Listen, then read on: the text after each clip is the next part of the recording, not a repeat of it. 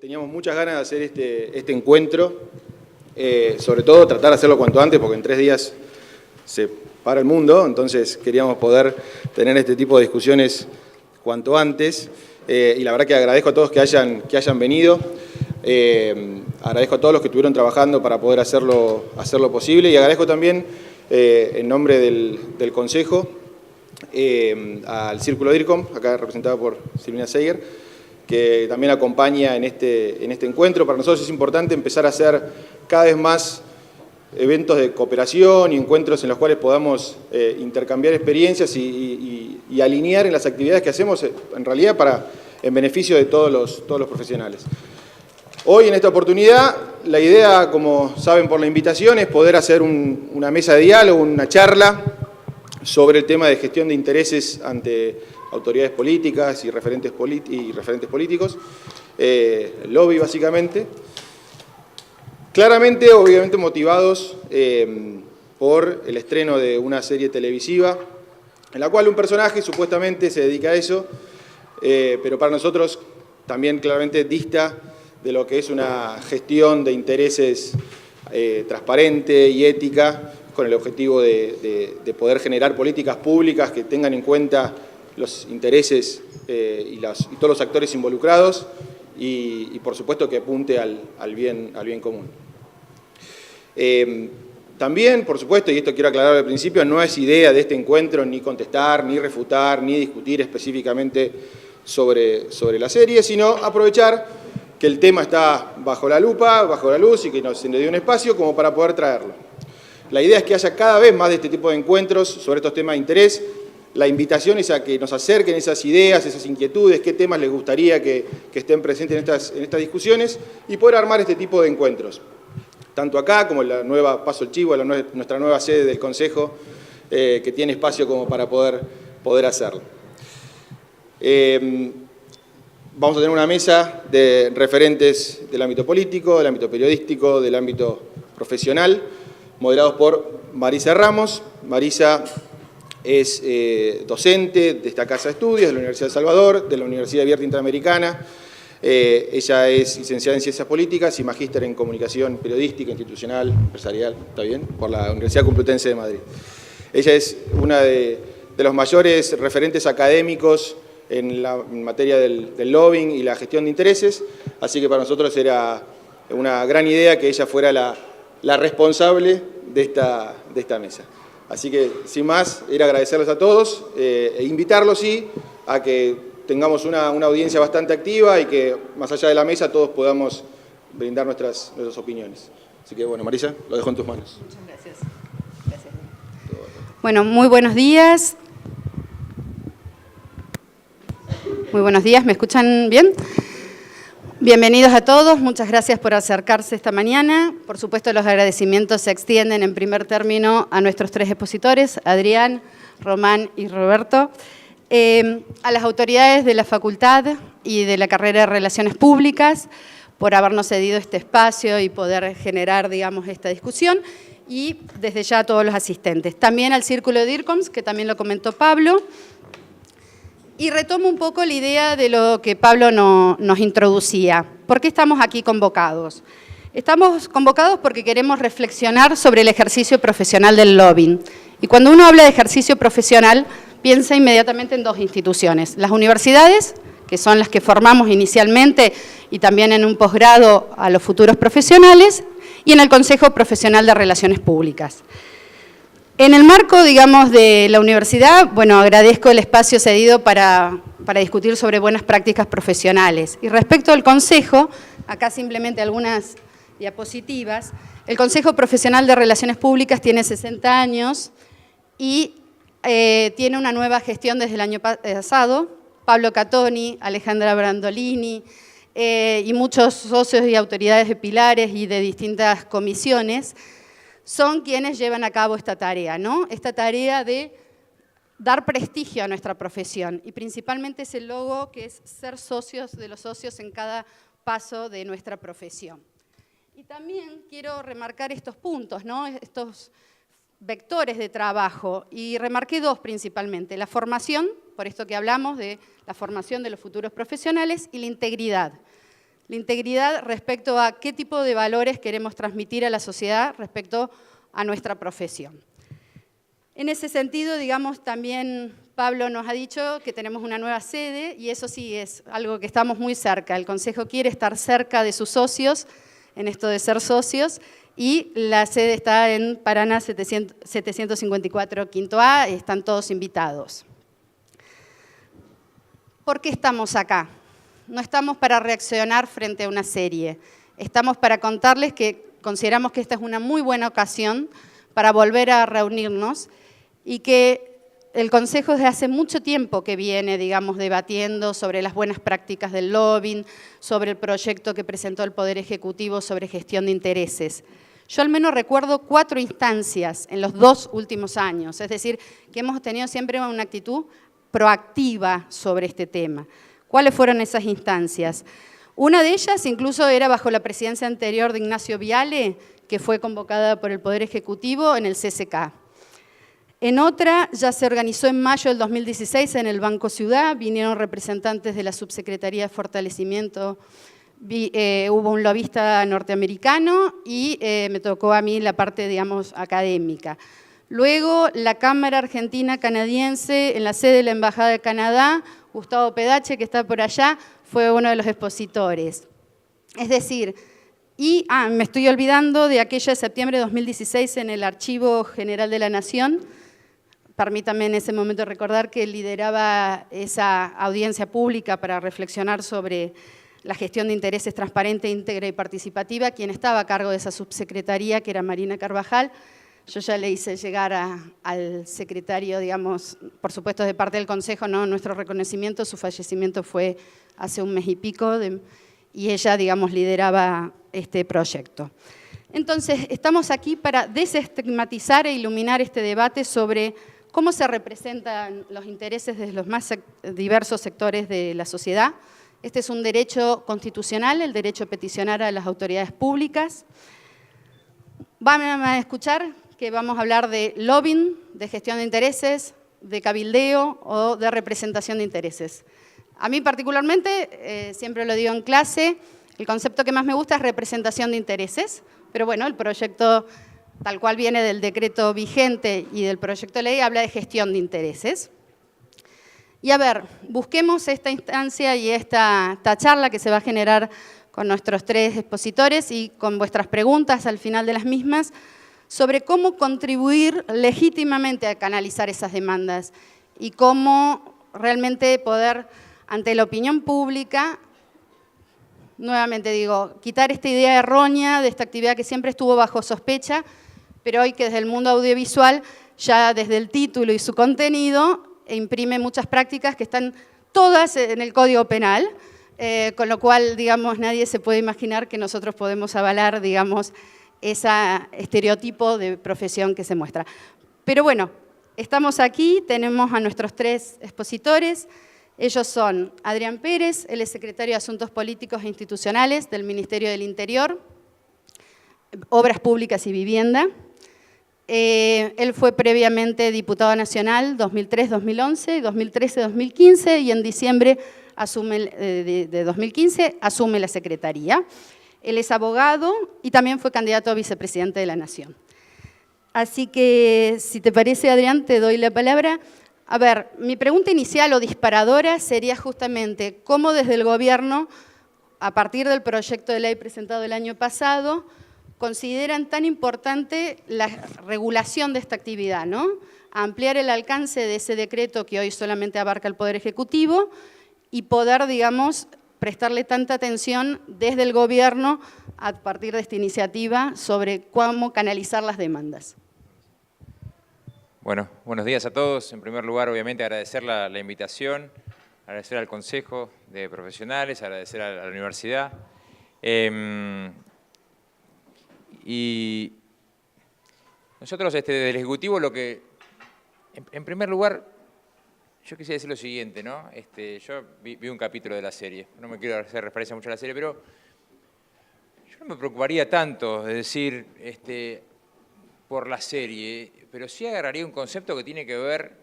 Mira, yo traté, antes de venir acá, nosotros el año pasado como país iniciamos un camino que, no el año pasado, sino que se inició casi desde el principio de la gestión, que tiene que ver con tratar de ingresar a la OCDE.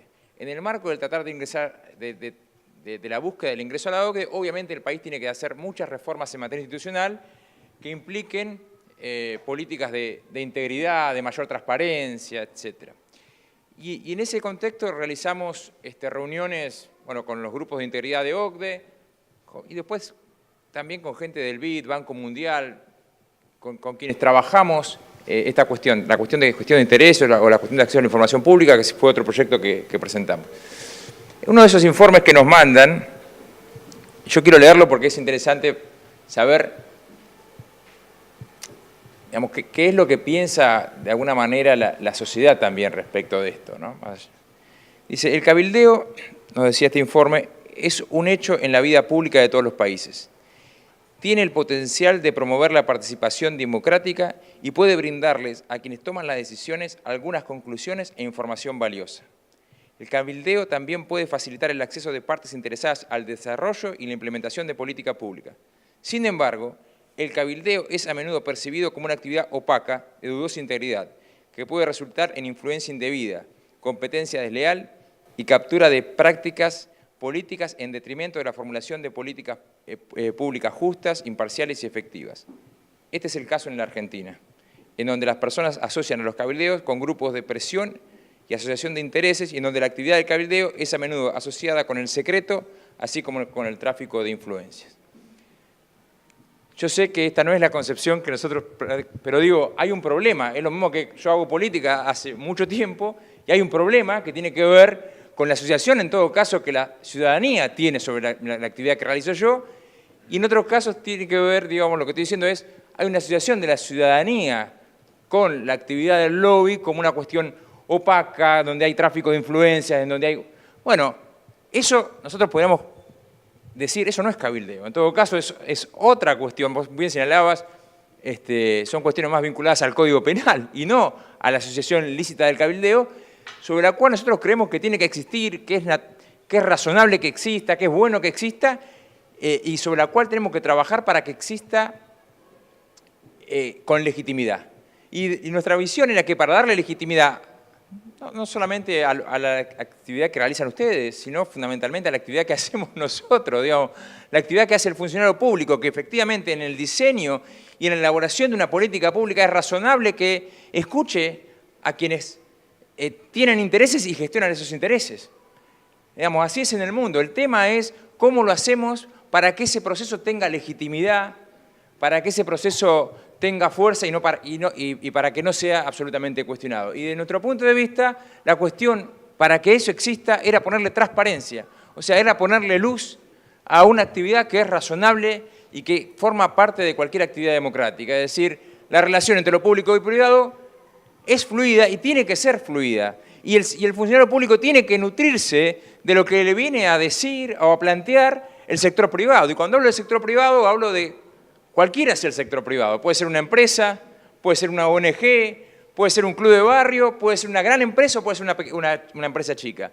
Ahora, digamos, esta relación no tiene que existir, no, tiene que existir. Y tiene que existir fuertemente. Y en muchos casos, la política pública se redefine en función de lo que escucha el sector privado. ¿Está mal? No, no está mal. Lo que está mal es que eso se haga en forma oculta, sin que nadie la conozca, sin que el ciudadano pueda tener conocimiento, etc.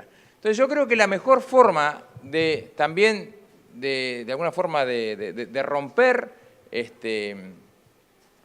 algunas opiniones respecto de las actividades, respecto de la actividad política y también respecto de la actividad de quienes gestionan intereses, es poniéndole luz y transparencia a esa actividad y permitir abrirla a que haya un efectivo conocimiento por parte de la ciudadanía, un control por parte de la ciudadanía, etc. Esta fue la idea con la cual trabajamos en aquel proyecto que presentamos en el año 2017, y a mí estas iniciativas me parecen interesantes, esta de poder discutirlo para efectivamente ver cómo abordamos entre todos. Yo cuando comenzamos la gestión, ya termino, pero cuando comenzamos a trabajar en el proyecto, trabajamos con la misma lógica que lo hicimos con el proyecto de acceso a la información pública, es decir, nosotros tenemos que entender que tenemos que ir a una sociedad donde la ciudadanía sea cada vez más partícipe y para eso esté cada vez más informada. Y en ese sentido avanzamos con una ley de acceso a la información pública diciendo, mira, toda la información que tiene el Estado es información de la gente. Y por lo tanto hay que generar un mecanismo mediante el cual cuando el ciudadano pida cualquier información que está en poder del Estado, que el Estado genera, produce o tiene que poder brindársela en un lapso muy corto al ciudadano para que el ciudadano la conozca y la tenga. En el mismo sentido, establecer un registro de audiencias que sea fácil, accesible para parte del ciudadano, para que el ciudadano efectivamente conozca quién gestiona intereses, quiénes participaron de la reunión, cuándo fue, cuál fue el resultado de esa reunión, es absolutamente necesario. Y quiero decir, yo creo que el decreto del 1172 del 2003, para ese momento fue un muy buen decreto. Yo la verdad que cada vez valoro más lo que hizo Marta Ollanarte en un gobierno que hizo muy poco por la transparencia, pero que aquel decreto del 1172 hizo bastante. Efectivamente se quedó corto porque reglamentó únicamente el Poder Ejecutivo, pero era lo único que podía hacer mediante un decreto, y porque creo que hoy se podría avanzar en otras cuestiones. Pero ya poner luz y tener un registro y que la gente pueda conocer y un registro que obligue efectivamente al funcionario público, me pareció que en su momento fue un avance. Creo que hoy estamos de nuevo en la necesidad de avanzar hacia algo más fuerte, más robusto. También contarle que cuando sometimos el proyecto a la audiencia pública, porque para nosotros la mejor forma de tratar este tema, que es un tema tabú, que es un tema que está escondido, es decirlo, bueno, armémoslo en una audiencia. En el marco de esa discusión surgió que nosotros teníamos que ir paso a paso. Así que contra lo que muchos pensaban que era que había que tener un doble registro, un registro público que obligara al funcionario público y un registro para que quienes llevaban adelante gestión de intereses estuvieran inscriptos en ese registro obligatoriamente, este modelo no fue el modelo mayoritario. Es más, fue un modelo que tuvo mucha resistencia y tal vez haya razones para esto. Quien vino, por ejemplo, del Consejo de la Transparencia de Chile nos decía, mirá, si ustedes quieren avanzar, avancen sobre algo más vinculado a lo que hoy existe y no se pongan metas tan lejanas. Tal vez primero tengan una ley que obligue al funcionario y luego, una vez que existe sancionada esa ley y que tenga práctica, veamos qué otras modificaciones se pueden hacer. Podemos discutir en base al proyecto, pero lo que quiero decir es, yo creo que es muy importante que estos debates se den y que no hay que... y que a veces, precisamente, la serie, yo vi un solo capítulo de la serie, me parece muy fuerte, me parece que puede tender al desprestigio, pero en realidad es una serie y la serie tiene que ser atractiva, tiene otros objetivos. Lo que me parece es que tal vez es un buen momento para generar un disparador respecto de cómo hacer para que en la Argentina definitivamente podamos tener una legislación razonable y poder distinguir a partir de ahí lo que es una actividad lícita y necesaria en las democracias de lo que son actividades más vinculadas al Código Penal y que tienen que tener una efectiva persecución en nuestro país. Muchas gracias. No es que no los he presentado, pero quizás como quiero una pregunta disparadora para cada uno de ellos, voy a presentar entonces ahora a Román Lechmann. Bueno, él es periodista, pero abogado de la UBA, de origen su profesión. Él conduce el programa Pone Primera de 8 a 10, pero ha llegado muy puntual, muy bien, increíble. Por supuesto, mi agradecimiento a Matías y a quienes realmente hicieron posible tener esta calidad de expositores. Él obtuvo numerosos premios y distinciones, quizás yo voy a remarcar aquel que obtuviste en el Premio Rey de España por tu investigación por el caso Amira Yoma y Martín Fierro, que has obtenido por tus programas de radio y televisión, y algunas publicaciones, en tal sentido, como hacía referencia, en 1993 publicó Narcogate, historia inédita de las relaciones de la familia del presidente y sus amigos con el lavado de dólares. Si hay un auditorio joven, no reconocerían esos apellidos, Yoma, etcétera, pero quienes ya pasamos los 35, y muchos más también, reconocemos que eran estos grandes casos que tuvieron un cimbronazo en la política. Y a partir de eso, Román, por supuesto, pues abrimos y interrúmpanse entre todos, nos interrumpimos. Mi pregunta es, ¿con qué frecuencia vos como periodista percibís de que quien está hablando, digamos, con vos es realmente un lobista de profesión, que realmente usa el canal de tus entrevistas y tus espacios periodísticos para difundir la representación de sus intereses sectoriales? Y si, además de las frecuencias, ¿con qué perfil podrías definir a los gestores de intereses en la República Argentina por tu trato habitual y tu investigación periodística en la faz política. ¿Tenés una hora que no? Hola, buen día. Gracias por invitar y gracias por venir. Yo, en principio, diría dos cosas. La primera, el lobista es un bodrio absoluto. Yo la vi completa. Es un cliché absolutamente opaco. Y quien aparece ahí no es un lobista, es un operador político. Razas diferentes en el mundo cotidiano, por lo menos a lo que me dedico yo. Si quieren ver un lobista de verdad, tienen que entrar a Netflix y ver un documental que se llama Tráiganme a George Stone. Ese es un lobista. O sea, un tipo... republicano. Es un republicano que arranca ayudándolo a Nixon en los momentos del Watergate, y cuando hay una toma divina donde al tipo lo ponen en una limo y vos lo escuchás hablar y entendés cómo habla Trump. O sea, el que habla es Stone, pero después vos haces una analogía con el discurso de Trump y es Trump. Ojo, lo que te quiero decir es que vos no podés identificar el rango de lobista con que todos son iguales a ese lobista. Ojo. No es que Stone representa la ideología y la ética general de los lobistas, pero vos querés ver un lobista en contraste con el lobista, tenés que ver ese documental hoy, a la noche, dura 1 hora y media, está muy bien editado, tiene muy buenas imágenes. ¿No? Es un lobista republicano, ¿ok? Es un lobista republicano. Tomando ese personaje, vos ahí tenés dos contextos básicos. Él dice, yo me adecuo a la ley, yo no violo la ley. Y vos estás ya promediando el documental, y si conoces un poco de historia norteamericana, estos tipos representaban a todas las dictaduras habidas por haber en los 80. Ahora, ¿había alguna norma que decía que no podías representar a la familia Marcos? No. Lo que la norma te pedía era que estés registrado, que aparezcan las audiencias y después el Parlamento decidía sobre tu acción de lobby, lo cual te lleva al otro protagonista del caso.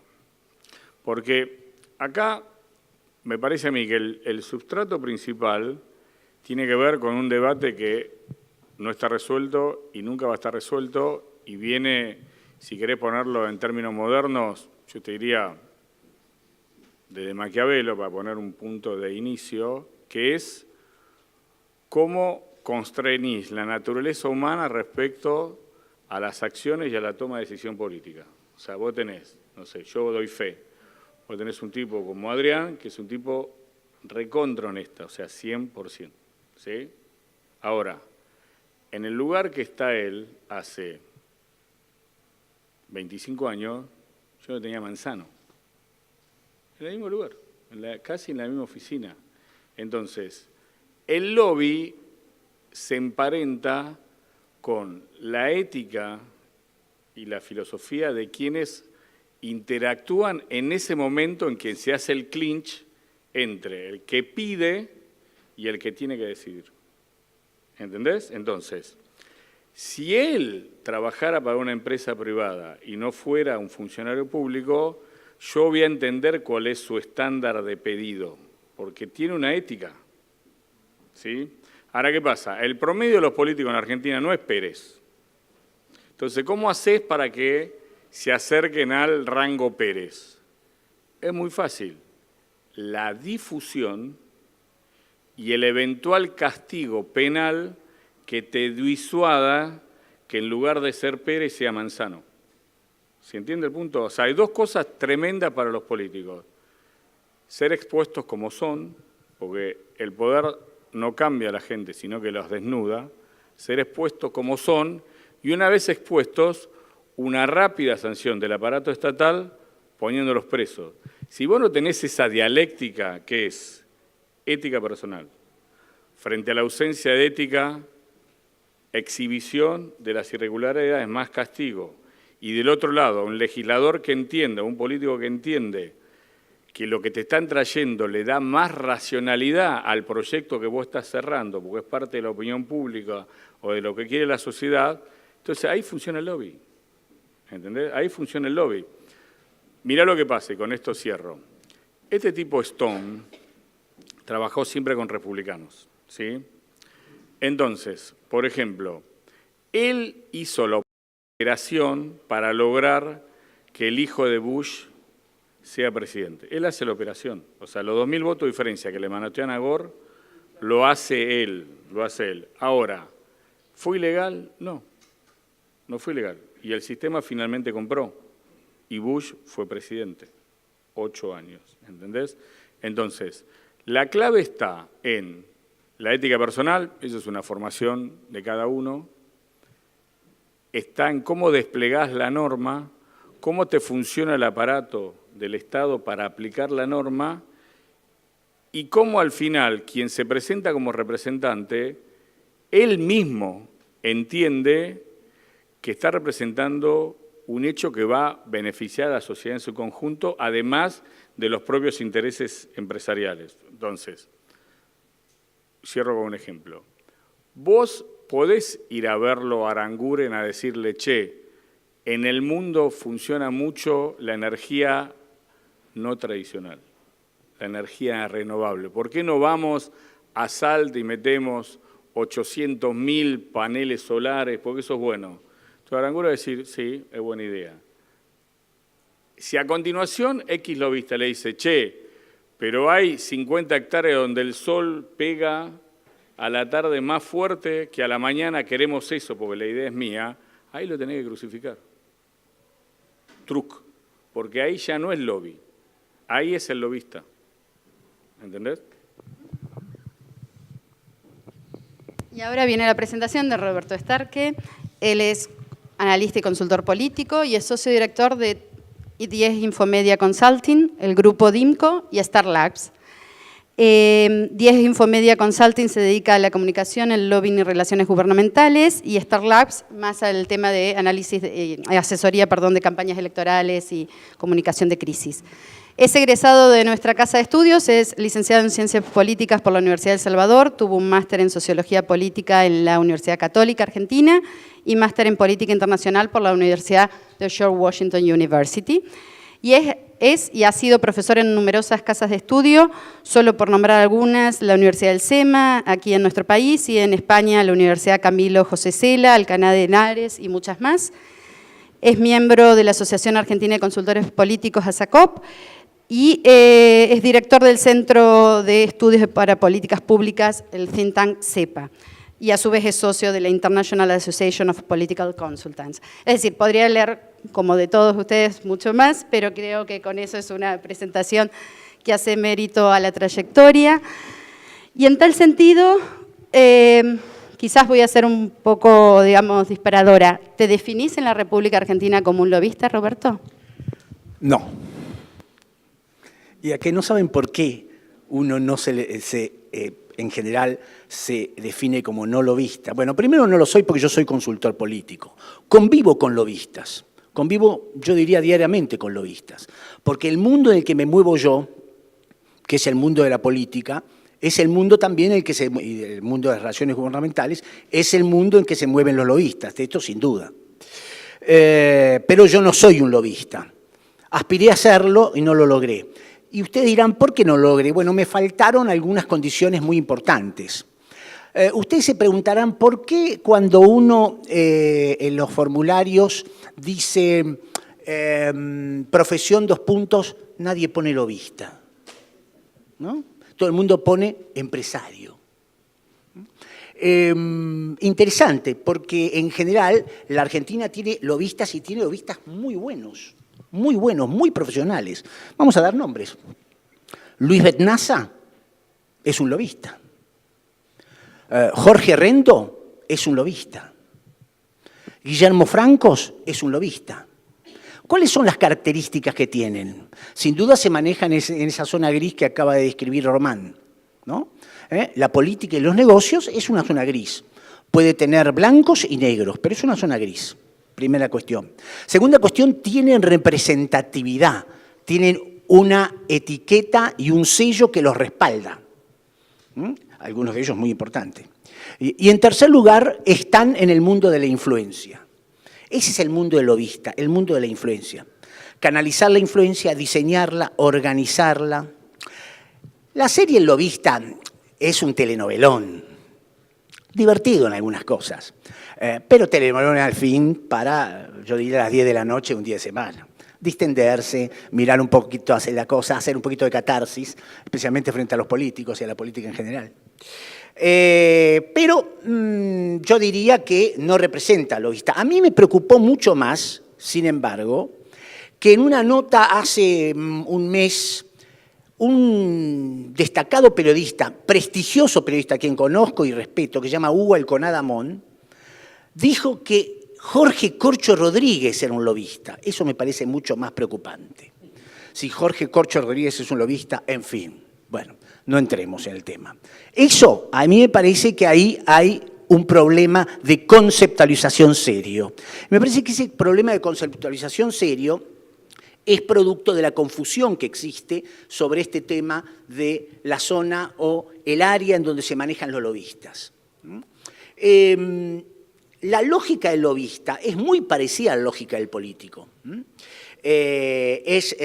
diría, la lógica de las relaciones de poder, de manejar lo virtual con lo real y estar en ese mundo permanentemente, los medios, fundamentalmente la comunicación. Los buenos lobistas son excelentes comunicadores, y cuando digo excelentes comunicadores no porque hablen bien, sino saben qué canales utilizar y cómo llegar a esos canales, y fundamentalmente si esos canales les son útiles para canalizar sus intereses. Ahí está el arte del lobista. Es un arte el lobby, no es una ciencia. Y me parece que es muy importante la idea del compromiso, la negociación, que también está en la tarea del lobby, en la lógica del lobby, y por último, el ser fundamentalmente gente astuta. ¿Qué significa ser la astucia? La astucia no es producto del concepto, es producto de la experiencia. Cuando hablamos de astucia, hablamos del conocimiento del cocinero, del navegante, del cazador, ¿no? Ustedes dirán, ¿qué tiene de ciencia eso? Nada. El lobista no tiene que adecuarse a la ciencia. Tiene que adecuarse y conocer la realidad en la que opera todos los días. Saber qué intereses están en juego, cuáles son conflictivos y cuáles no. A dónde está la capacidad de influenciar más y dónde está la capacidad de influenciar menos. Conocer sus puntos débiles y conocer los puntos débiles del contrincante. Conocer sus puntos fuertes y los puntos fuertes del que tiene la vereda enfrente. Esta es la tarea del lobista. Para llevar valijas, tocar timbres, entrar con la valija, abrirla y darle eso al funcionario correspondiente, eso no es un lobista, se llaman coimeros, no traficantes de influencia, coimeros. Y por supuesto que hay coimeros acá, en Estados Unidos, en Europa, en todos lados hay coimeros. No es que porque regulemos el lobby vamos a terminar con los coimeros. Coincido con Adrián que hay que transparentar muchas de estas cosas, pero también creo que la famosa transparencia, y con esto voy a terminar, tiene algunos límites. ¿Por qué? Porque como el político, el lobista o los periodistas tienen zonas reservadas donde no entra el gran público. La negociación que se realiza en el Senado, entre senadores en función de ciertas y determinadas cuestiones que tienen que ver con el presupuesto provincial, las relaciones entre el Ministerio del Interior y los políticos de la Cámara de Diputados para lograr la sanción de una ley. Bueno, todo eso no se transparenta, todo eso no lo sabemos, no sale todo en los diarios. Los diarios intentan rescatar todo eso y la labor del periodismo casualmente es meterse en esos entremeses, en esos entretejidos, pero no lo logran realmente. Los periodistas tienen una zona reservada que significa la fuente de información. No, yo no voy a conocer mi fuente de información. Perfecto, son zonas que son inevitables en la vida pública y especialmente en aquellos que desde la vida privada representan intereses sobre esa vida pública. Y es inevitable también que los lobistas tengan acceso a esas cuestiones. Miren, yo tengo una experiencia práctica interesante. En los 80, fines de los 70, me fui a Estados Unidos a estudiar y me tocó trabajar en la Comisión de Relaciones Exteriores del Senado.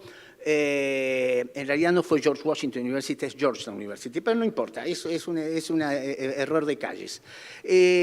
Lo que me pareció más interesante es que tuve una pasantía en el Senado, en la Comisión de Relaciones Exteriores, y me tocaba nada menos que el senador correspondiente me decía, vaya usted y atienda las audiencias con esos que hablan el idioma que nosotros no hablamos. Se refería a Centroamérica, los países centroamericanos. En esa época los países centroamericanos estaban en plena convulsión, El Salvador, Guatemala, Nicaragua.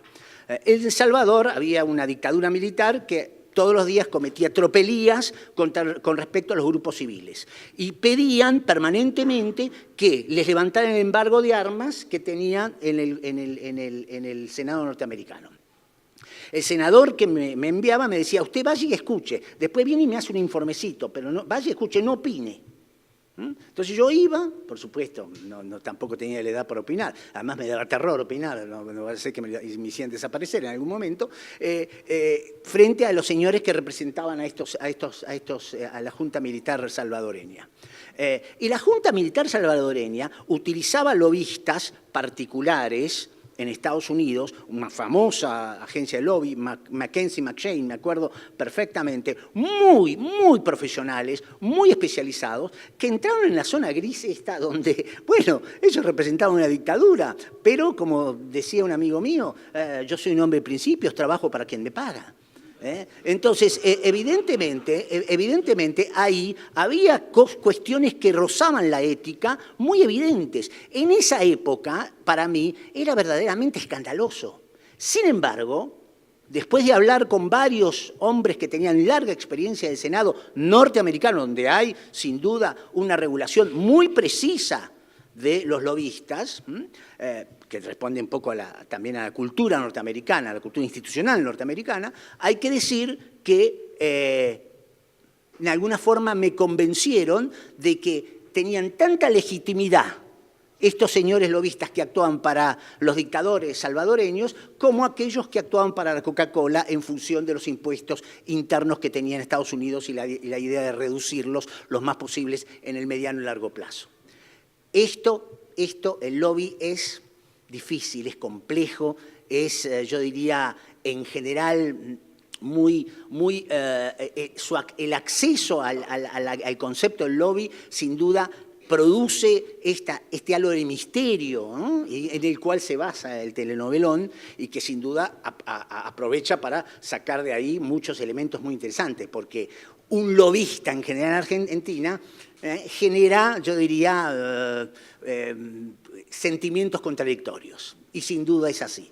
Pero insisto, me parece que es una actividad legítima, competitiva y absolutamente transparente, en la medida en que haga las cosas en forma transparente, y eso depende de la ética de cada lobista. ¿Dónde están los límites de ese lobista? ¿Están cerca, lejos, mucho más flexibles, enteramente flexibles? Bueno, muy bien, este tipo de cosas se las impone el lobista y sin duda tiene mucho que ver con los intereses que representa y hasta dónde quiere llegar. Adrián, vos, como recordamos, fuiste diputado nacional 3 mandatos y ahora como funcionario. ¿Cómo sentís, digamos, con la cantidad de proyectos de ley que presentaste, que votaste en todos esos años, cuál fue el aporte, recordás algún hecho puntual de decir, mira, esta persona representando intereses sectoriales me iluminó en cómo debía plantear este proyecto de ley o llevar adelante ahora alguna política pública o algún acto administrativo, porque realmente fue valioso, me aportó algo que realmente no lo había visto, que contribuye al bien común, pero viene justamente de una persona que no viene del interior de la organización, sea el Poder Legislativo o el Ejecutivo. Lo primero que hay que decir es que eso es absolutamente frecuente. O sea, usted imagínese un funcionario público que no recibe a nadie, porque si no sería eso, ¿no? Un funcionario público que no recibe a nadie de la sociedad civil, a nadie del sector empresario, ¿no? No existe. Entonces, esa relación en donde el otro gestiona un interés, sea un interés particular, porque ahí no hay delito tampoco, ¿no? Es decir, yo estoy gestionando un interés que quiere beneficiar a mi empresa. Ok, ¿es un delito eso? No. O estoy gestionando un interés, es un interés que beneficia al colectivo, a un grupo, que puede ser, digamos, un interés colectivo o un interés difuso, puede ser claramente identificado cuál es al colectivo que va a beneficiar o puede no estar tan claro. Pero, digamos, está claro que cada vez que un funcionario recibe a alguien en función de la implementación de una política pública, de la elaboración de un proyecto de ley y demás, está esa persona gestionando un interés, sea un interés propio o sea un interés colectivo y difuso. Pero esto es como normal y debe ser así. No me imagino los funcionarios encerrados diciendo, no, yo tengo la razón, no tengo que escuchar a nadie tiene que venir a verme y yo tengo... No. Entonces, lo que tiene que haber, en todo caso, es sobre eso, yo sí creo mucho en la transparencia, sobre esa gestión de interés, tiene que poder ser pública, sobre todo para que el ciudadano sepa si yo estoy escuchando a uno solo en la materia o si tengo una mirada más amplia. Que eso sí me parece que de alguna forma hay que ponerlo, porque una situación de mayor igualdad de trato. La igualdad no va a ser nunca absoluta, pero sí es cierto que en el marco de la función pública, los que llegan al funcionario, en muchos casos, son siempre los mismos. O sea, es cierto que el acceso al funcionario público llega a los poderosos y le cuesta mucho más llegar a aquellos que no tienen una situación de poder económico, etc. Entonces, la posibilidad de transparencia lo que tendría que habilitar no solamente es el control ciudadano o el control del periodismo o lo que sea, sino que haya una mayor igualdad de trato, que quede más expuesto esto y que esto fomente la posibilidad de que el funcionario no tenga que recibir, digamos, el funcionario que siempre recibe a determinadas empresas tenga que recibir a otra cosa, ¿no? Tengo que recibir la otra campana, porque si no, ciertamente, digamos, hay como una descompensación en su valoración o su... yo creo que, si vos me preguntás, digamos, ¿alguna de estas intervenciones está iluminado? Sí, muchísimas, no tengo una puntual, pero muchísimas. Y además creo que está bien, creo que tiene que ser así, y por eso fomento tanto el hecho de que tiene que haber transparencia sobre esta situación. Insisto, hay que distinguir lo que es la actividad lícita después de lo que es la actividad ilícita. Y en ese sentido a mí no me ha pasado, pero en realidad también el lobista o el gestor de intereses sabe con quién se está sentando, ¿no? Entonces, a mí se me han sentado 10 millones de veces, bueno, para decirme, mira, el proyecto tendría que ir por acá, o me parece que estás equivocado. Y lo digo sinceramente, nunca nadie se me sentó para ofrecerme plata. Pero sé que pasa, y pasa habitualmente, no digo que no pase. Pero tiene que ver con esto, digamos, también, ¿no? Con lo que planteaban, con la ética del lobista, pero también con la ética del funcionario público. Y ahí tenemos un problema en la Argentina que va mucho más allá de su profesión. Cuando nosotros miramos los niveles de legitimidad de las profesiones, están por el piso. Entonces, no se preocupen porque los lobistas están mal. Los jueces están mal, están peor que los lobistas. O sea, ¿cuál es la visión que tiene la sociedad argentina sobre los jueces? Y que los tipos, la mayoría son corruptos, ¿no? O que favorecen siempre a los mismos, bueno, y que laburan poco. Entonces, ¿esta es la realidad? No, pero algo de eso en algún sector de los jueces está pasando, digamos, ¿no? Entonces, y que los políticos, ¿cuál es la opinión? Y bueno, que los tipos, la verdad, que muchos son corruptos. ¿Es así? ¿Son todos corruptos? No. Pero la verdad es que algo habremos hecho de la dirigencia política para que se piense eso. Y entonces, hoy es hora de ver cómo empezamos a revertir esas visiones ciudadanas que yo creo que tiene que ver con una cultura en general de la Argentina que hay que poder revertir y que afecta en definitiva no a una profesión, sino casi transversalmente a todas.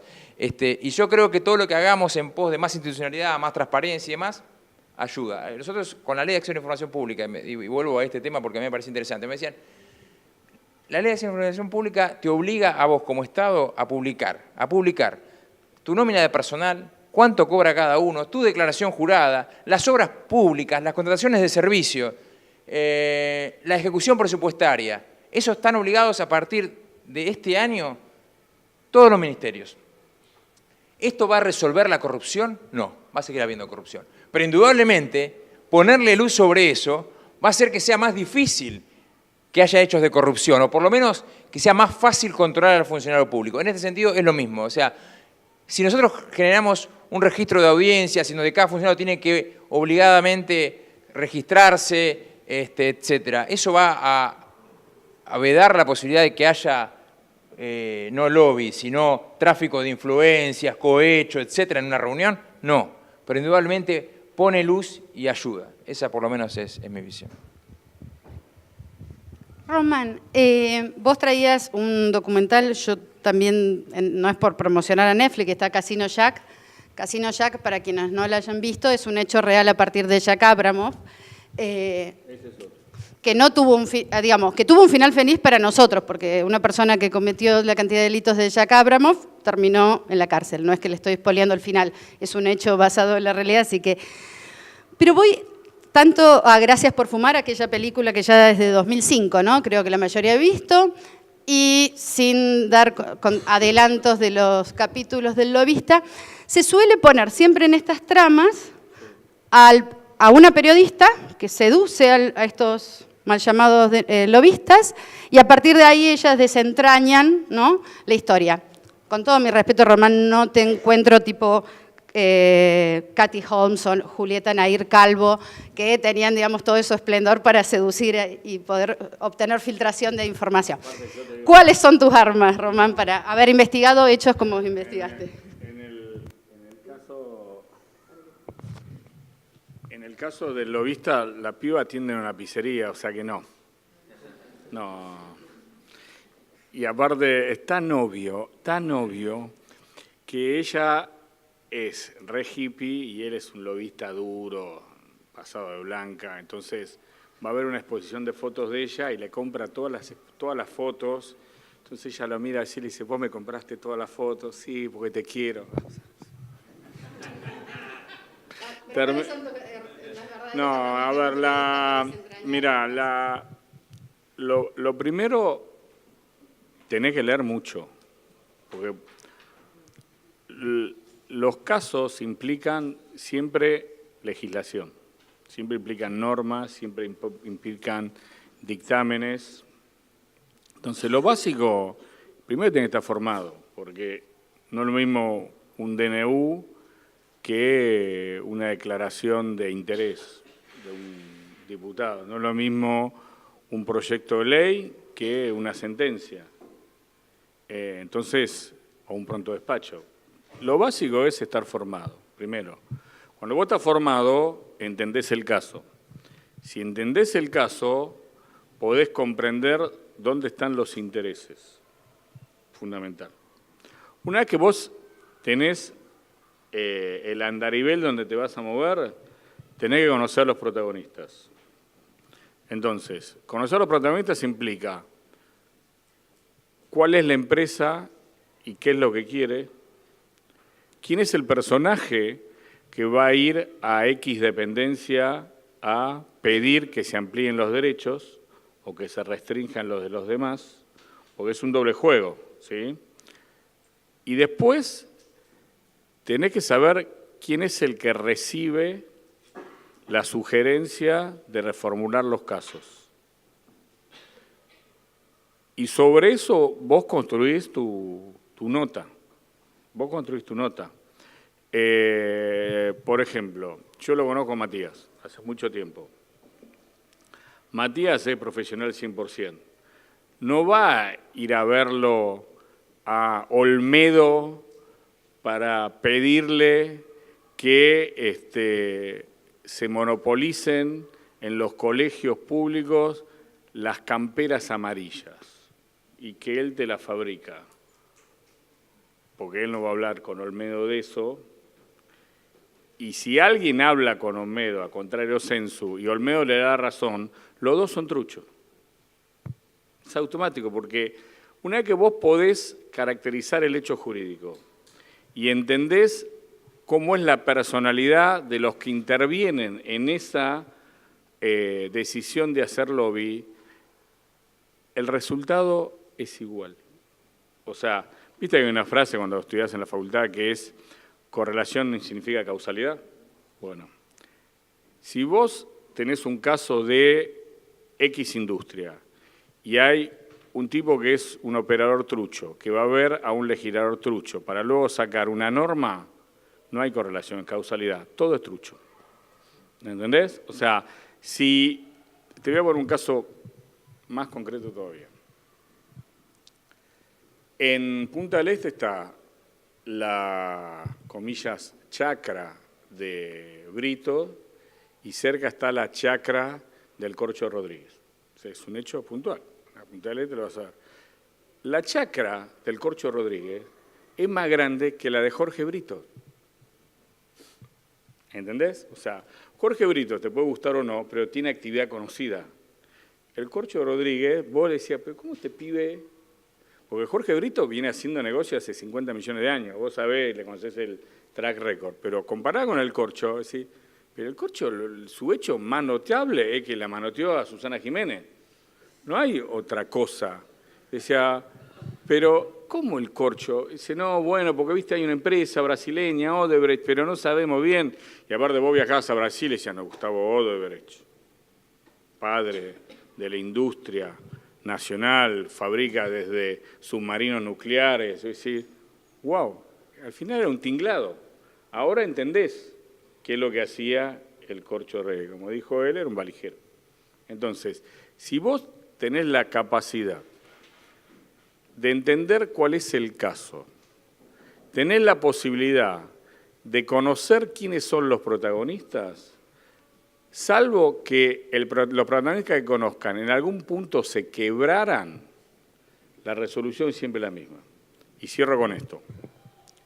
Yo a Víctor Hugo lo escuchaba desde Sport 80, o sea, un programa clásico de deporte donde estaba Víctor Hugo, Araujo, Paenza, estaba Leto como movilero, millones de años. Sí, decís, Víctor Hugo, ¿qué era Víctor Hugo? Era barrilete cósmico, ¿sí? Un día empezó a opinar a favor del kirchnerismo. Pues decís, what the fuck, ¿qué es lo que pasó? Lo pusieron, ahí el tipo cambió. Ahora cuando vos lo ves a Víctor Hugo opinar en C5N, ¿qué pensás que es? ¿Que es un periodista independiente o que labura para Cristóbal? Si vos lográs esa abstracción en los conocimientos del caso, es muy difícil que te equivoques. Y si te equivocás, es porque uno de los personajes en tiempo real cambió su ética y su forma de ser. Pero siempre hay causalidad, siempre. Roberto, vos seguramente nos podés dar una mirada, tanto desde la recuperación de la democracia, como has visto este vínculo entre lo público y lo privado, no solo desde, como decíamos, de la ética personal del lobista. También, digamos, ese mal llamado lobista es funcional al tipo de empresariado que tiene. Pero por eso ahora te pido una mirada también regional o internacional. El caso Odebrecht ha sido un cimbronazo, particularmente en América Latina. Entonces, ¿cómo ves que la región, digamos, está viviendo esto a nivel de empresariado, de conflicto de intereses? Digamos, seguramente nos podés hacer una mirada desde lo nacional en los últimos 30 años y desde lo regional. Bueno, en fin, vamos a tratar. Yo lo primero que diría es que, en general, el trabajo de los lobistas se ha complejizado mucho, porque lo que se ha complejizado son las democracias. La distribución del poder hoy en la democracia es mucho más difuso, mucho más ampliado que hace 20, 25 años atrás. La democracia ha cambiado, yo diría, casi está cambiando en su esencia. La vieja democracia parlamentaria, donde se iba a ver a los parlamentarios, a los diputados, a los senadores, yo diría que está entrando un poquito en decadencia. Y no sé si en algún momento no va a sufrir una fuerte transformación. Por lo tanto, mirar con esa óptica lo que es la tarea del lobby me parece que es un error. Hoy el poder tradicional está en jaque, por no decir en jaque mate. Las grandes transnacionales, los grandes bancos, los grandes grupos empresarios los ponen contra la pared pequeños grupitos, ONGs casi insignificantes, y los hacen trastabillar, y les hacen dar explicaciones públicas, y los llevan a los tribunales. Muy bien, en esa tarea el lobista tiene que adecuarse y ajustarse, porque si no, pierde perspectiva. inevitablemente pierde perspectiva. Entonces, los buenos lobistas, sin duda, miran esa realidad cambiante y se van amoldando de a poco, como se puede. Esto, insisto, es un arte y por lo tanto significa mucho, tiene mucho que ver con la personalidad de uno y al mismo tiempo con la capacidad de lograr, yo diría, insertarse en una trama nueva. El caso Odebrecht, o Odebrecht, como quieran llamarlo, me parece a mí que, más allá de ser un caso de corrupción muy extendido, que además ha salpicado a casi toda la clase dirigente brasileña, me parece que en algún momento los brasileños, con esa idea imperial que tienen, no solamente de su geopolítica, sino también de su geoeconomía a nivel regional, dijeron, Odebrecht es una empresa que está haciendo muchas obras en muchos lugares y es la presencia de Brasil. Y detrás de Odebrecht, claro, detrás de Odebrecht está Brasil. ¿Por qué no? Lo que pasa es que, claro, los muchachos de Odebrecht dijeron, esta es la gran oportunidad, además de representar a Brasil, vamos a hacer algunas otras cositas.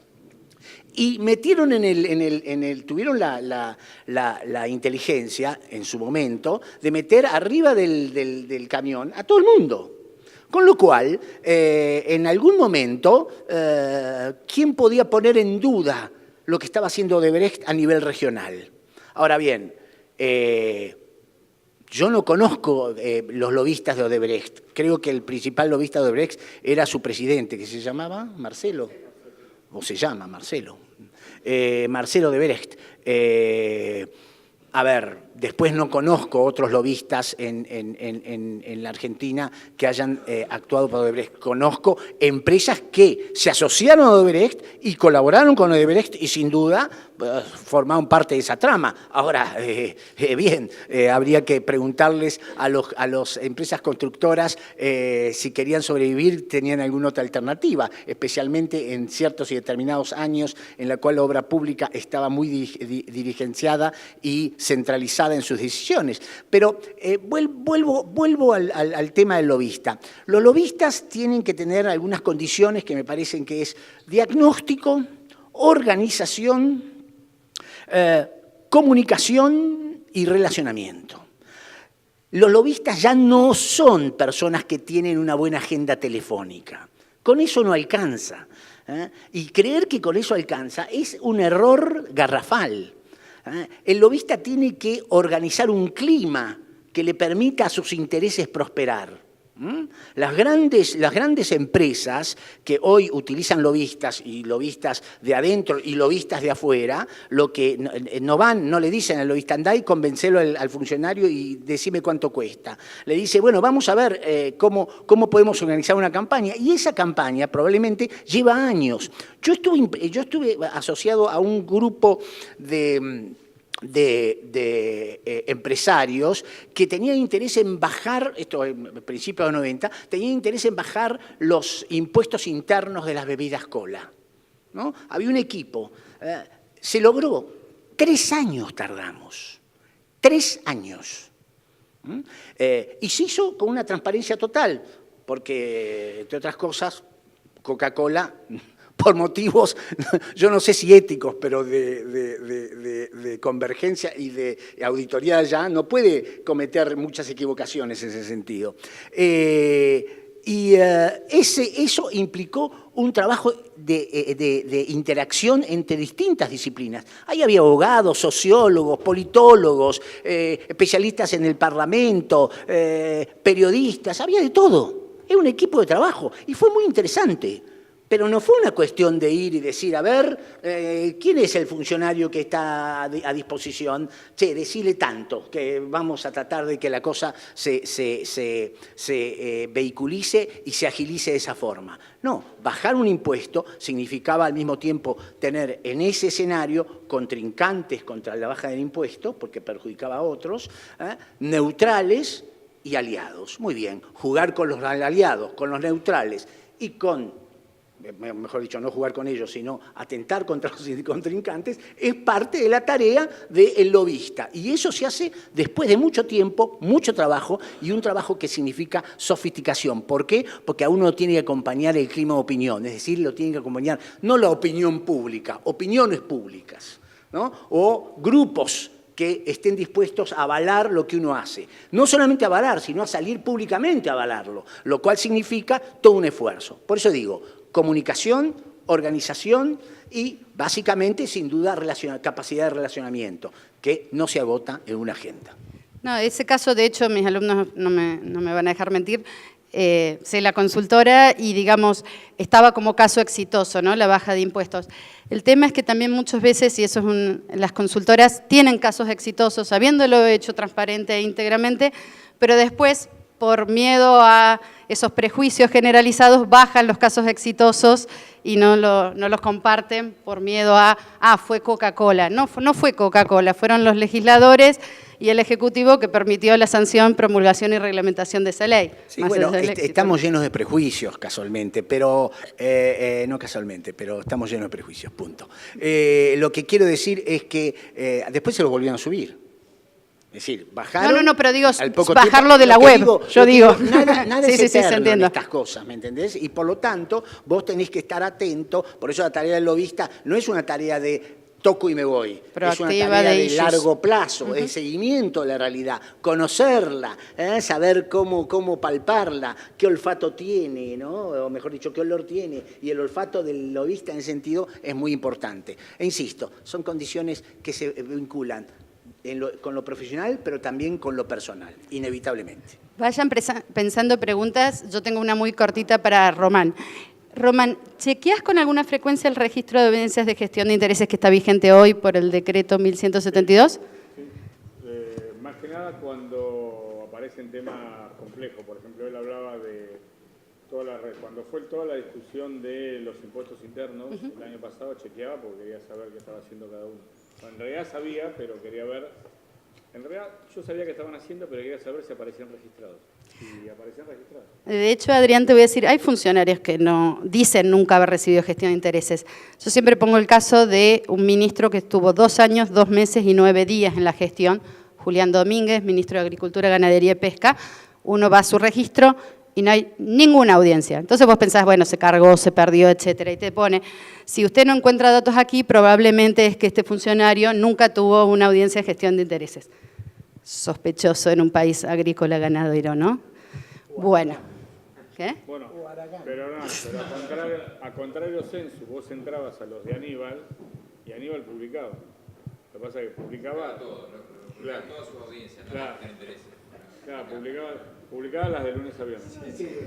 Y también para traer su equivalente. Lunes a viernes, casa de gobierno. O sea, casa quinta, estancia, hoteles, restaurantes. Y yo lo que les muestro. Viernes tarde, sábado y domingo, no. Ricardo Burjail en los primeros 3 meses había hecho un corte de sus audiencias y él tenía 3 audiencias cargadas en esos primeros meses y una era con Monsanto y otra con Coca-Cola por el tema cítricos y patente de semilla. Digo, eso es mostrar, más allá que las síntesis son muy breves, el registro, es mostrar de que un funcionario de ese rango recibe, digamos, a esos sectores y deja canalizada eso. Lo que pasa es que, te lo digo por experiencia, si no lo publicás, no lo publicás, es mentira porque viven yendo constantemente al gobierno. O sea, si vos, por ejemplo, no sé, hoy estuvo Macho Cabrera en una empresa de motos. Y sí, y todos los días recibe de todo, porque tiene que hacer la producción. Si a mí me parece en blanco, es porque yo ahí te desconfío. O sea, te desconfío si me publicás mucho y te desconfío si no me publicás nada. Me parece que habilitamos las preguntas cortas y si quieren puntualmente para cada persona. ¿Me permitís? Matías. Pregunta breve. Por todo lo que describen, por todos los prejuicios y demás, me parece que hay una palabra que es transversal al ejercicio, como también a la aplicación del ejercicio de la profesión, que tiene que ver con la impunidad. Me parece que ese es el factor determinante por ahí entre un buen ejercicio, un mal ejercicio, de todos los lados, ¿no? Digo, del funcionario, etc. ¿Qué creen que a los fines de cambiar este paradigma que se inquilinos vinculados a la impunidad deberíamos hacer de corto plazo para avanzar positivamente, tanto en el ámbito de los funcionarios como de las otras dimensiones que mencionaron? A mí me parece muy interesante eso, ¿no? Creo que el gran tema de la Argentina es cómo terminar con la impunidad y cómo revertir una sensación de impunidad que no es una sensación por sí, sino que es una sensación que tiene bastante fundamento en la realidad. Yo te diría, y yendo a los ejemplos que ponían, porque viste que empezamos hablando de gestión de intereses y todos los ejemplos no son de gestión de intereses. Mira, Odebrecht, viste, qué sé yo. En realidad son ejemplos más vinculados a los delitos, no a la gestión de intereses. Ahora, a mí me tocó denunciar el caso Skanska. Me tocó porque me llegó la información, hice la denuncia, después me junté con Esteban, hicimos una denuncia con Esteban Bull, hicimos una denuncia juntos. En un momento aparece una grabación en el caso Skanska que decía más o menos así, era una charla entre un gerente de Skanska, un directivo de Skanska y el síndico. Y decían algo así, mirá, las reglas son así en la Argentina. Si nosotros queremos hacer obra pública, es así, si no, no tenemos que ir. Pero si estas son las reglas de la Argentina. Entonces, sugería que obviamente lo que tenía que hacer era pagar coima. Era evidente. O sea, la obra pública en Argentina estuvo asociada a pagar coima. No había otra forma. Entonces, si vos me decís que un empresario se reunía con... Y bueno, ese empresario se reunía con el ministro de Planificación o con López para arreglar la coima. No había otra razón, pero la política fue la que fijó el criterio. La política fijó el criterio que la obra pública era con coima. Con lo cual, ahí no había una gestión lícita de intereses porque si vos querías, digamos, debatir para estar en una obra pública, sabías que la única forma era esa. La política impuso eso. Entonces, yo creo que el gran tema en la Argentina es... me desvío un poco, pero es terminar con la impunidad. Y tal vez sea... La forma de terminar con la impunidad es que veamos como sociedad que algún tipo va en cana, ¿viste? Yo estoy esperando realmente eso y que va en serio. En Brasil,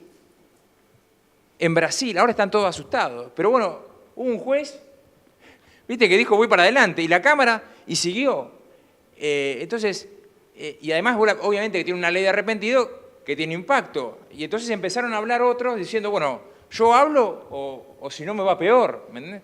Pero yo creo que ojalá, Argentina está más complicado que nosotros, pero que ojalá el proceso de Brasil sirva para terminar con la impunidad. Lo cierto es que hay en ese proceso algo interesante, que es la justicia está dando una señal.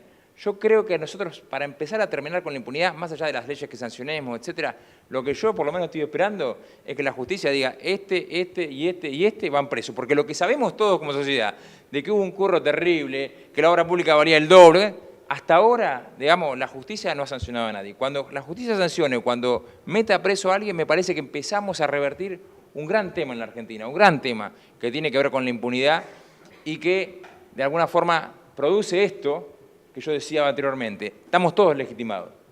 Estamos todos legitimados porque hay una cultura más vinculada a ir por el costado de la ley que ir por la ley. Bueno, gran tema, terminar con la impunidad. ¿Alguno quiere contar? Sí, yo voy a decir. Dale. Perdón. ¿Saben qué? Me parece que es una tarea del sector jurista.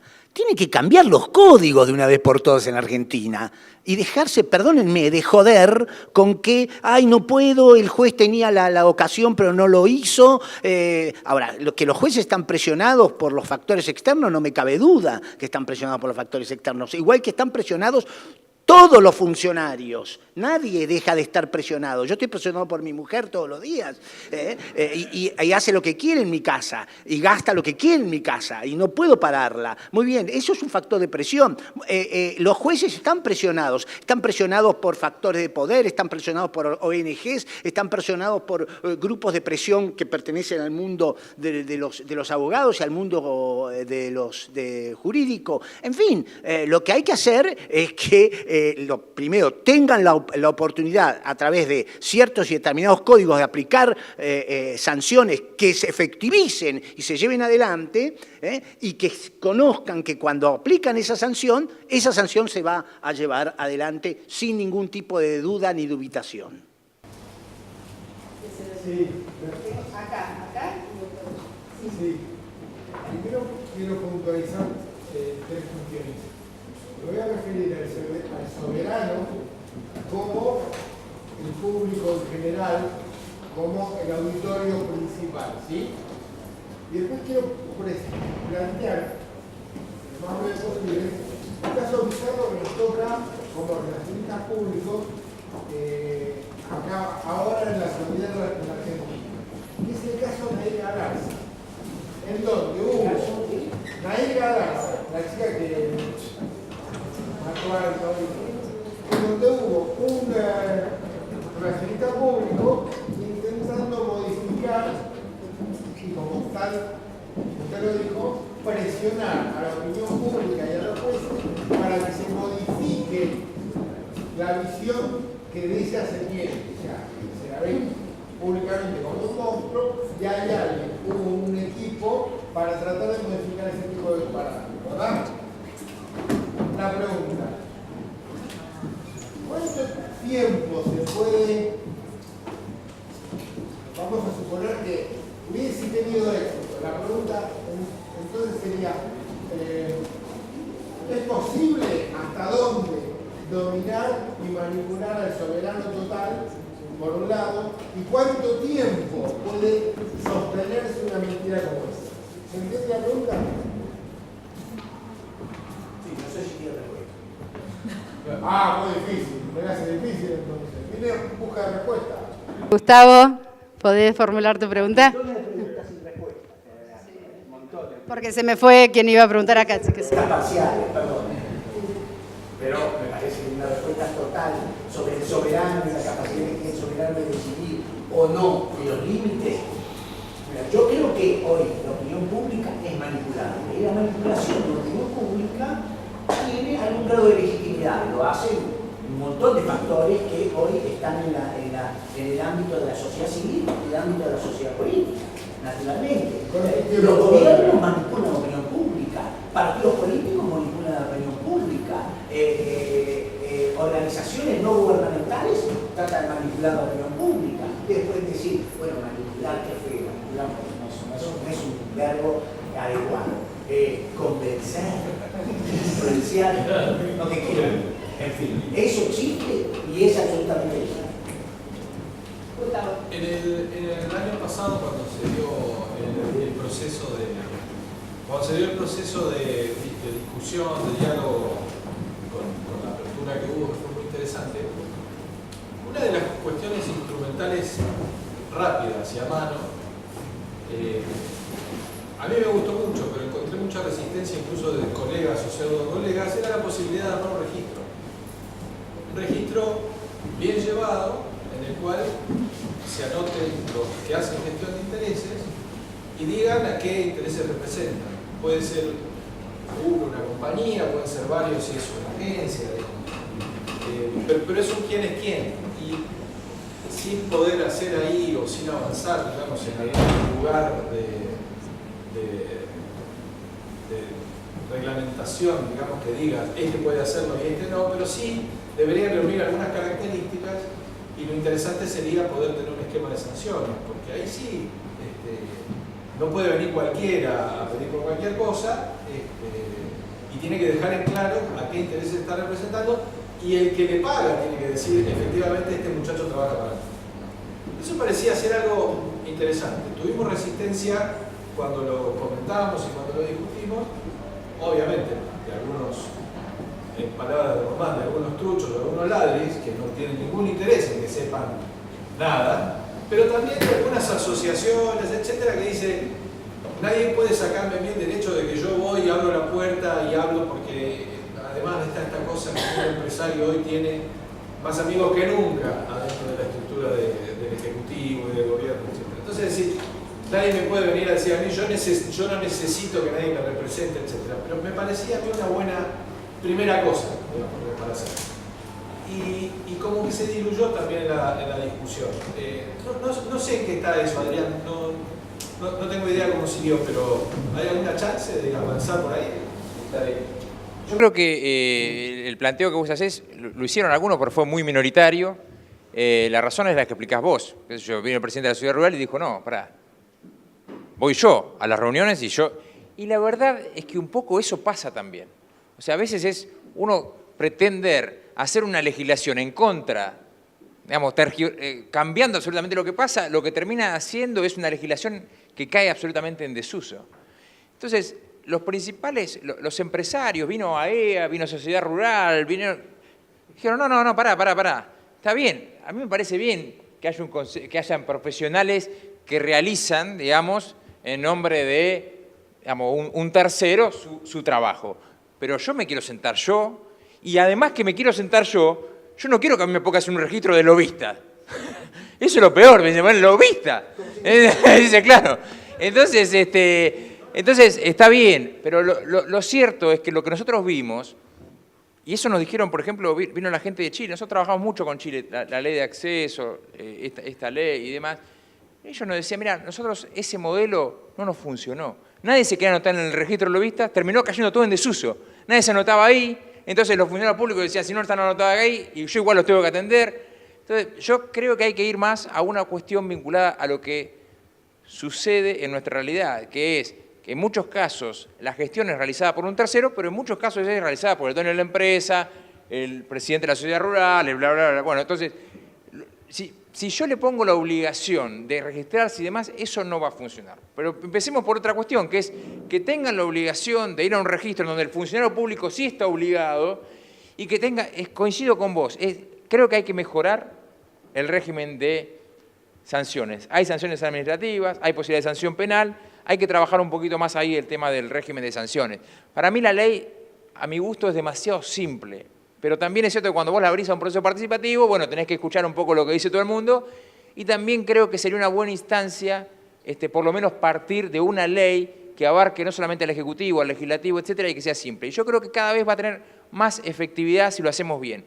Román decía, yo miro el registro de audiencia, pero la verdad es que además del registro de audiencia, hoy todo es más público. Porque es difícil, digamos, Cabrera podrán poner la mitad de sus audiencias, pero la verdad es que hoy por Twitter, todo se sabe si está en la reunión.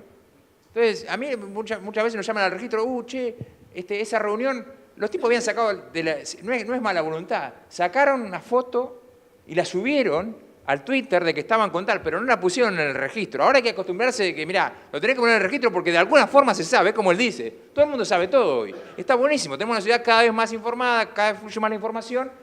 Y a mí me parece que la otra cuestión es, ¿qué tenemos que hacer? Para mí tenemos que, sobre lo que ocurre, poner luz y sancionar muy fuerte a los que violan la ley y bueno, ni hablar a los que van por otro camino que es la ilicitud. Yo hace algún tiempo, le voy a decir, en el 2009, hubo una ley de financiamiento de los partidos políticos que impulsó el kirchnerismo. Esa ley, la verdad es que estaba en el 90% a favor de esa ley, lo quiero decir sinceramente. Y esa ley establecía la imposibilidad del financiamiento privado, y me parecía que estaba bien, era mi concepción, ¿no? Entonces yo dije, mira, es una buena medida. Si no hay financiamiento privado, no va a haber condicionamiento sobre los partidos políticos de los privados. Entonces yo tengo que eliminar el financiamiento privado y de esa forma evito el posible condicionamiento.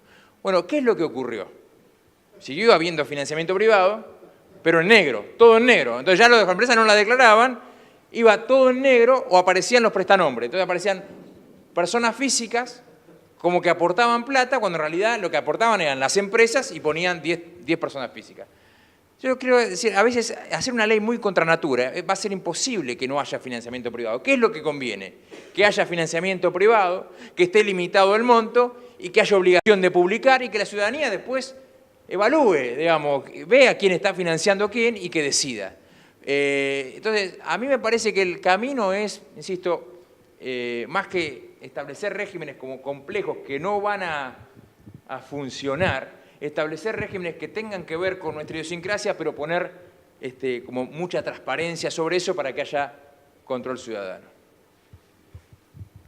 Yo que adhiero a la postura de Gustavo, solamente comentar. Pero en el Consejo Constitucional todavía en la postura de Gustavo, ya lo sé, pero... No, pero ¿sabés lo que quiero aclarar es, el presidente de la sociedad rural se va a poder seguir reuniendo y va a salir en el registro de audiencias de gestión de intereses. Pero las personas que, como en Estados Unidos, que puso un porcentaje de quien se dedica 20% de su tiempo profesionalmente deberá estar registrado, es eso, los lobistas que se registren y los presidentes de las compañías, etcétera, van a seguir apareciendo en el registro del funcionario. Pero quien lo hace habitualmente, quien no se sabe, porque yo sé quién es el presidente de la sociedad rural, pero no sé quién podría ser el lobista de la sociedad rural. Ese sí podría estar escondiendo mi interés. Entonces ahí es donde yo marco la pauta y abogo por el doble registro. Con quien se reúnen funcionarios, todos. Y después, registro de lobistas a quienes con frecuencia su actividad profesional es in-house, hacia dentro de la organización o externo, y que estén registrados. ¿Para qué? Para que yo saber, por ejemplo, me podés ver a mí en 7 circunstancias distintas. Yo en este momento estoy en la vida académica, pero me podrías ver representando los intereses de tabacaleras o de gaseosas o de un sindicato. Pero siempre voy a hacer la misma cara porque trabajo en función de esos clientes. Y ahí es donde vos no sabrías, porque yo no he aclarado previamente en un registro qué intereses represento. Ese es, digamos, el aporte porque para mí también debe ir el doble registro. Carolina Carbone, presidenta de la Comisión de Educación. Y, por favor.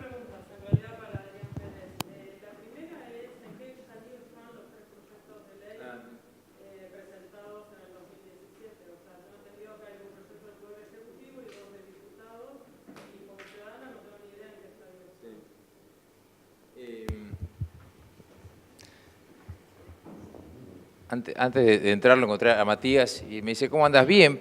A veces, viste, de rato, estando en la función, un poco frustrado también. O sea, hay muchas cosas que son difíciles de salir. Hasta una ley, desde mi punto de vista, tan sencilla como esta, que no tendría que tener mucha complicación. Sin embargo, todo es trabado. Tenemos hoy un Congreso muy trabado y además hasta resistencias bastante infantiles. Nosotros, en las primeras reuniones, nosotros presentamos un proyecto en 2017 y empezamos pensando, hagamos un proyecto fácil para que salga y después vamos viendo cómo le hacemos modificaciones.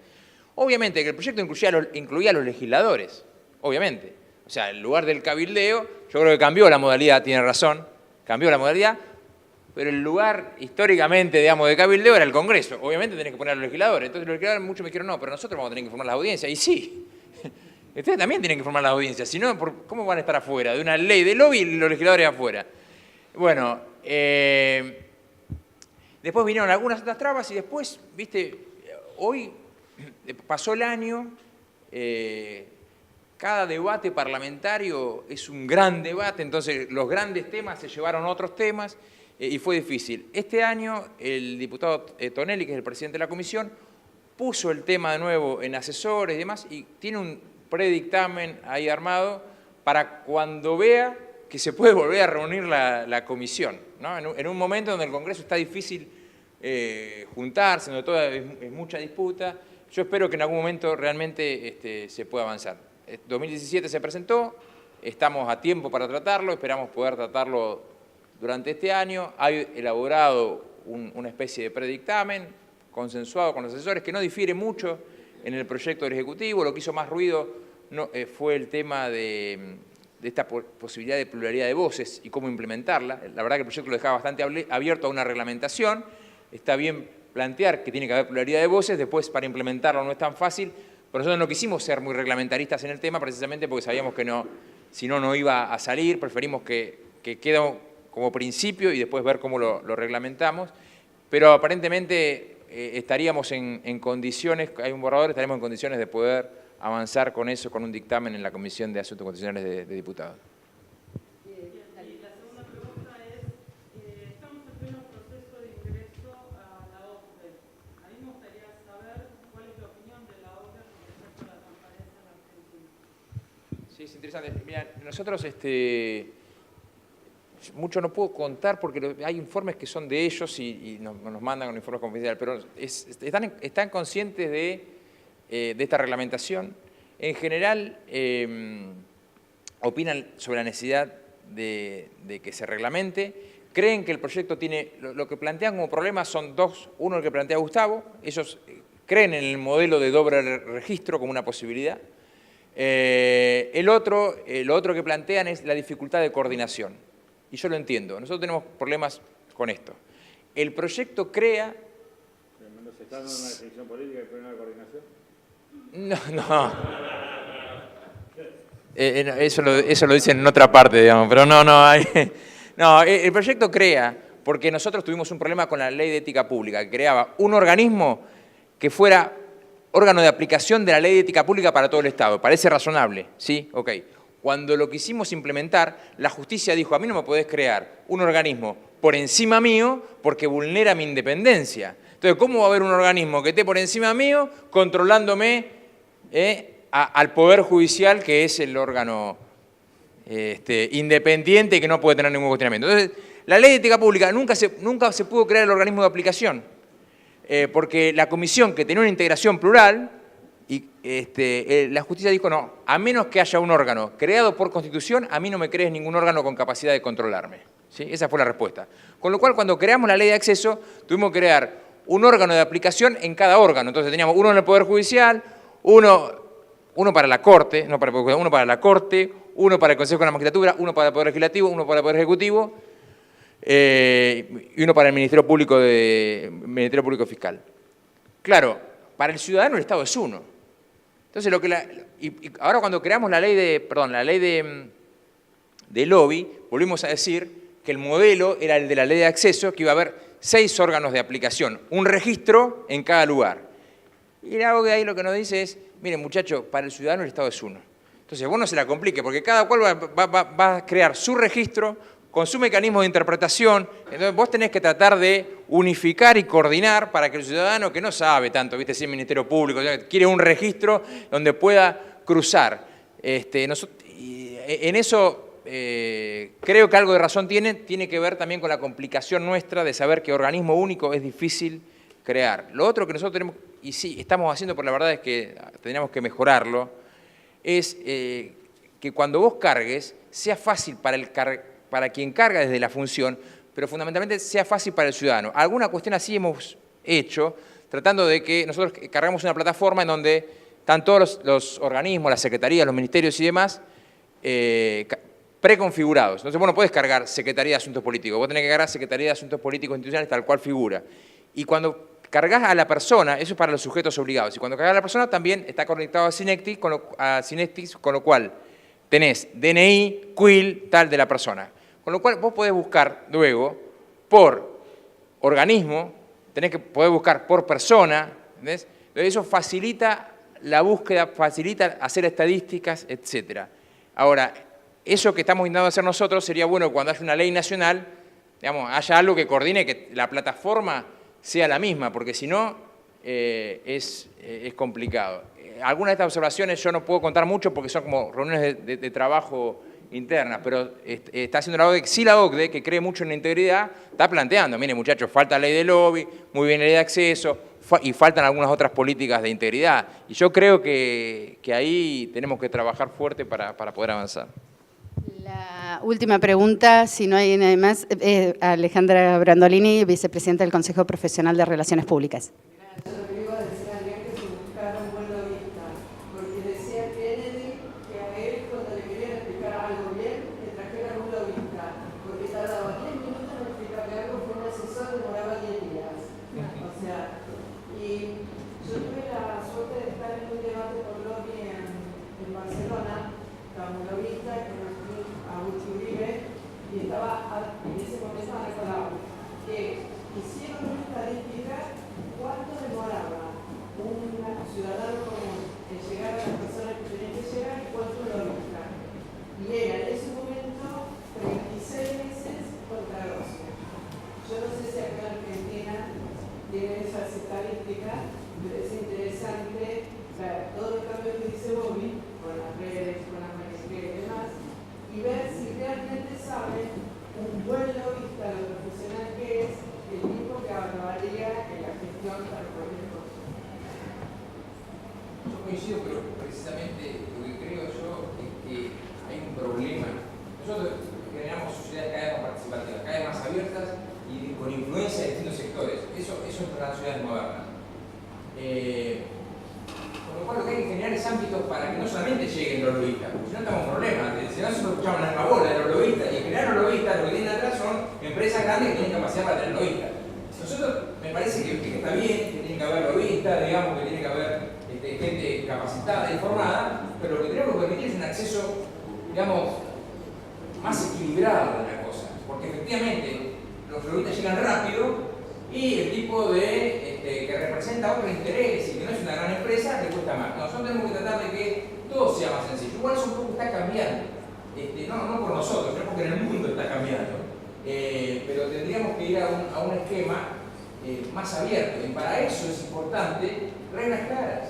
Para eso es importante que todos sepamos, para eso es importante que también, sin estar muy reglamentado, el diputado, el funcionario tenga la necesidad de escuchar distintas campañas.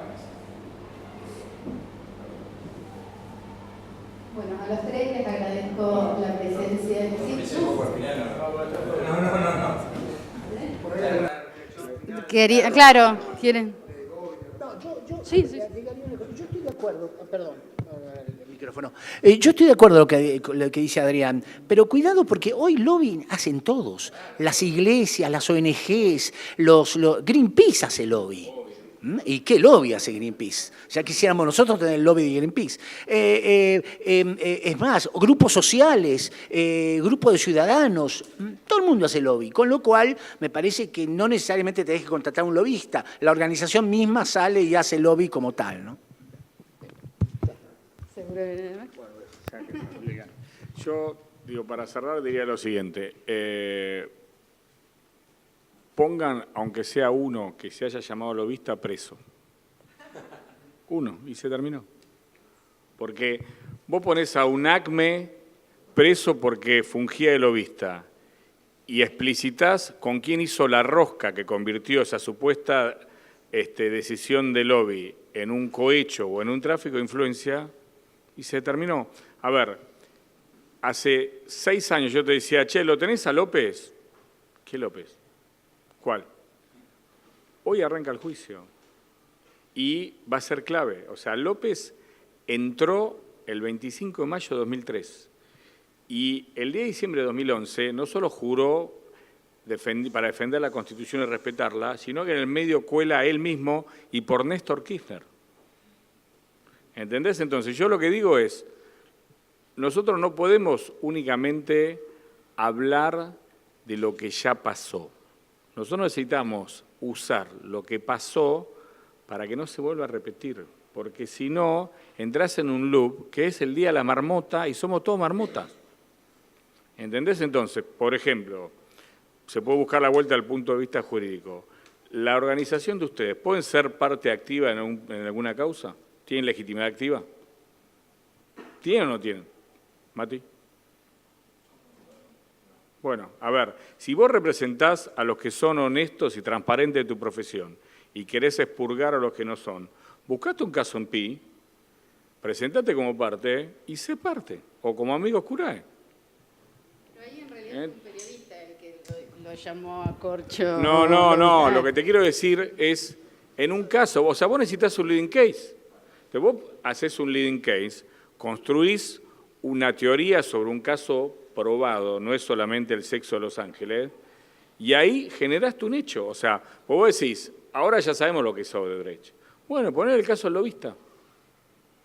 O sea, a mí me parece que nosotros de la construcción intelectual, por suerte, por nuestra formación, porque accedimos a la universidad, a la educación universitaria, terciaria, ya tenés el concepto. O sea, si yo vos te digo Kant, vos no me vas a decir el 8 de Islandia. ¿Entendés? Bueno, podría pasar, dale tiempo. Dale tiempo. Ahora, vos eso ya lo tenés, ya sabés quién es Hobbes, Kant, Leviatán, whoever. Ahora, ¿tenés un caso? Andá por el caso. Digamos, andá por el caso. O sea, el perro ladra, tiene cola, porque lo viste, es un caso. A eso me refiero. Para mí es, porque tenés que saltar ya del mundo intelectual. Andate a PI y rompé la cabeza a alguien. Y se terminó. O empezó. Bueno, desde ya muchísimas gracias. Creo que fue realmente como nos lo planteamos, no dedicarnos más que algunos minutos de referencias a la serie y buscar la oportunidad de reflexionar, de poner luz, de hablar de la ética personal. Eso en las universidades no formamos. Sí formamos en esta disciplina, en el arte, diría Roberto, yo diría más bien una disciplina, una especialización, pero también el compromiso de cada uno, ¿no?, con su ética, y conseguir participando del Consejo Profesional de Relaciones Públicas, porque realmente desde allí creo que es un ámbito de representación, de nuevo, de valores que se transmiten desde las jóvenes que ingresan siendo estudiantes hasta los que vamos recorriendo distintos caminos y pilares y facetas, la consultoría, la educación, el ámbito corporativo, el sector público. No sé si Alejandro Trejés tiene una pregunta, ¿puede ser? Gracias, el representante del sector público. Así que muchísimas gracias a todos y desde ya serán bienvenidos en cualquier nueva ocasión que pongamos esto a reflexionar. Muchas gracias.